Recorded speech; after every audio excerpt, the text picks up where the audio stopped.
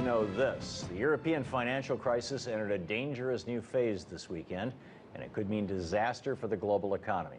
On Friday, the European Stability Mechanism, the institution that provides funds for financially struggling EU member countries, and the IMF announced that they would provide $11 billion in bailout funds to banks on the small island nation of Cyprus.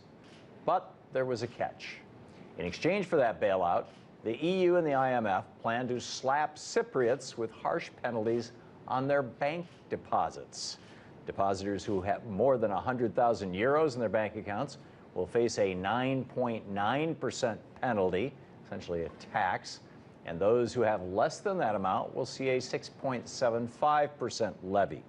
In other words, the EU and the IMF are going to literally make everyday account holders pay for the banksters' bailout. As you can imagine, Cypriots are livid. Across the island, they're gathering around ATMs to withdraw their life savings before the harsh levies take effect. Other Cypriots are gathering in the capital, Nicosia, and other cities to protest the terms of the bailout and to urge their newly elected government to reject it. According to the EU and the IMF, their plan is designed to make the wealthy Russians who use Cyprus as a tax haven pay their fair share. Russia is not a member of the EU, and the possibilities of subsidizing non-EU bank accounts is not a politically popular position for the leaders of large Eurozone countries like Germany and France. But this explanation really doesn't make much sense at all. Why should anyone, wealthy foreigner or not, have to pay for a crisis they didn't cause? Poor decisions by bank executives, not savings accounts, caused this crisis. What's even more ridiculous is the fact that the EU levy will mostly punish working-class Cypriots. Remember, the plan mandates a 6.75% cut from all accounts holding less than 100,000 euros. That's a large amount of money for any person, let alone an everyday citizen of one of the Eurozone's smallest economies, to pay. The Cyprus bailout plan is the clearest example yet that the leaders of the EU and the IMF care only about helping the financial sector and could care less about average, middle, and working class Europeans. They've already forced severe austerity on Greece, Italy, and Spain. Now they are literally stealing from people's pockets. Cypriots have every right to fight back against this outrageous technocrat tyranny, but the bailout's worst effect might be the precedent that it sets for other struggling European nations. The threat of future Cyprus-style thefts might scare people across Europe to withdraw their savings, causing a massive continent-wide bank run. This could send the already fragile European economy into chaos. The bailout levy is unjust, short-sighted, and dangerous. Cypriots should fight tooth and nail against it. They should not have to suffer for crimes they did not commit. This is obvious to me. It should be obvious to you. So why did the EU come up with such a foolish plan? And what are its broader ramifications for the European and global economies? Let's ask Richard Eskow, Senior Fellow at the Campaign for America's Future. Richard, welcome. Thanks, Tom. Good to be back. Thanks for joining us. The EU and the IMF are mandating levies of 9.9 and 6.75% on these Cypriot bank accounts as part of their bailout deal. What genius came up with this stupid idea? You know, we don't know exactly who came up with it, but we know that this was what the Troika wanted, the Troika being the European Union and the IMF, basically. But here's, one glimpse into the mindset behind it that was really disturbing was Mohammed Al-Arian, who's the head of PIMCO and very well connected in these areas, said, presumably based on personal contacts, that the thinking was that since this depositor money in Cyprus was used to do the gambling that was so harmful to the Cyprus economy, that it was only reasonable to take some of it to repair the damage, which is a truly horrifying thought because, of course, our money as depositors was used, since we don't have Glass-Steagall or a Volcker rule, to do the very same thing here in the United States, and it's punishing the victims and forcing the victims to pay restitution to the criminals instead of the other way around. So if that really is the thinking, it's a horrifying turn of events in the psychology of the people that run the global economy. How much control do Germany and France have over IMF and EU decisions? And they have a huge amount of control. Each country. Oh, individually? Yes. Well, I think people generally agree that Germany is the dominant player here right now, the biggest lender, the biggest, the biggest source of pressure, and frankly, the strongest voice. I mean, I don't think you'd see Holland and France, the head of that country, taking quite as aggressive a line as is being taken here, although nowadays, who knows? But I think people generally agree that that the Chancellor of Germany and the German state is pushing very hard for this incredibly draconian kind of measure.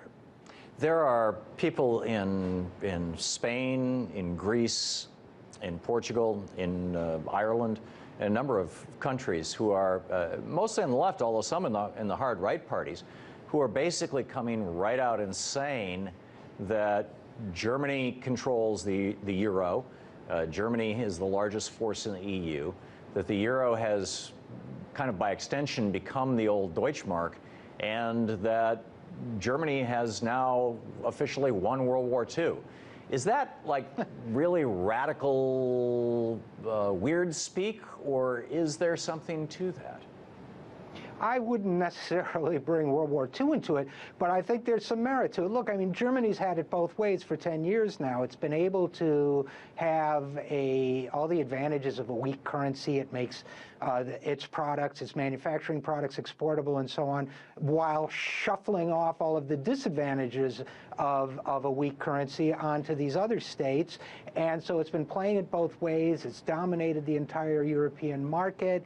It's been both the creditor and the seller of goods and services to the EU. It's called the shots. So I think they really had it both ways. And when the whole system that they set up blew up, they were able to use their power and influence to force everybody else to pay the price, including the innocent citizens of a lot of countries. This is the most extreme example, but the austerity that's been destroying the European economy for years is another example of something that Germany's imposing on the people of other states. So I understand the rhetoric, I'm sympathetic to it, and I think people in general are going to have to start pushing back against this kind of measure, which is really, really disturbing.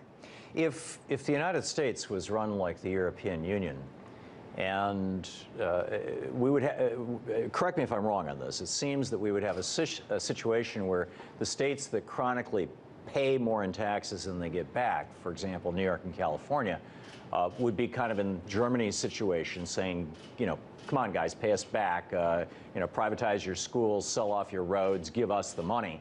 And the states that are chronically in deficit, the states that are constantly taking via the federal government, which would be taking the role of the European Central Bank in this case, those states would be, increasingly impoverished.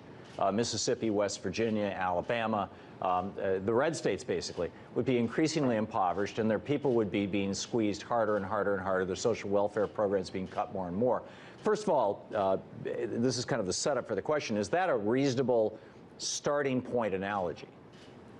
Well, partly. I mean, once again, trust good old German engineering in the sense that they set this thing up much more shrewdly going in. So it's not a perfect analogy, but, there's some validity to it. I think that what we don't have in this country is a system where the northern states, or blue states, can actually call in their chits against the southern states. Right. A lot of that is done in terms of federal tax dollars, them getting an extra return on federal tax dollars rather than loans. But yeah, there's something of an analogy. Well, that was my point, Richard, is that we don't, because we're a nation. And so would it be inaccurate to say that when the EU was formed, they sort of did it halfway? They did a national currency, but they didn't give the individual states the power that we give states as part of the United States of America. And as a consequence, that loss of economic sovereignty has translated into a loss of political sovereignty for those states. And if that's the case, how long is it going to be before the EU disintegrates? Well, I think that's the question of the day. I think, if you start talking about the European Central Bank and its power, and the European Union and its power, and Germany's dominance of both, then I think you're really looking at the potential disintegration of the European Union. You're also seeing very clearly that while it claims to be a democratic association, some citizens of that union are less equal than others, to use George Orwell's terms. They would never do this kind of thing to citizens of Germany. It remains to be seen whether they would even do it to citizens of Spain or Italy. I think to a certain extent this is a controlled experiment to see what will happen, but and it's not going well for them right now. But I think that you're looking at a two-tiered European Union that could break apart at any time if this keeps up, and it's reason for concern and reason for optimism too, in the sense that if that means a return to democracy, if it can be handled well, maybe that's the best thing that we can see happen. Yeah, so we're just going to have to keep an eye on this situation and see how this all plays out. It seems fragile. In the last 10 seconds, Richard, is that your sense as well? I think it's fragile, and I think it's frightening because I think it shows us that our financial elites are willing to take much more draconian measures against a democracy than I personally thought they were willing to do. And I think it means we have to be on guard everywhere, including here at home. Right. Well said. Richard Eskow, thank you so much for being with us tonight. My pleasure.